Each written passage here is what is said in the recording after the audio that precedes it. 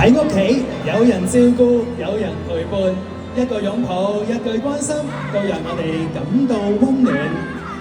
家係我哋成長嘅地方，愛由家開始。友誼就好似天上嘅彩虹，彩虹匯聚唔同嘅色彩，亦都因為咁而令人覺得相當美麗。雖然我哋都不一樣，不過喺彩虹之下，我哋都可以彼此尊重，互相接納。愛唔只係人類嘅需要，小動物亦都需要大家嘅關懷同愛護。一對溫暖嘅手可以帶嚟希望，可以傳遞希望，讓我哋學會珍惜，用心守護身邊每一個生命。眼前係地球，係我哋共同嘅家。眼前係未來，由我哋每一個人開始，讓我哋令世界更和平，讓生活更美好。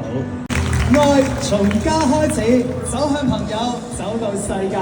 只要我哋多啲關心，多啲包容，呢個世界一定會更美好。小手仔都有大力量。我係今日嘅司儀 Uncle Kelvin， 好開心嚟到現場同大家見面，一齊參觀今次嘅展覽。包圍住我哋，哇！大家見到係有我哋25間嘅幼企同埋4間特幼，大家製作出嚟，合共29件高約1.8米嘅作品。今次都係以同愛作為主題，讓我哋嘅小朋友能夠從創作意念到製成作品，都將佢哋所想、所感受，好好透過藝術嘅方式呈現出嚟。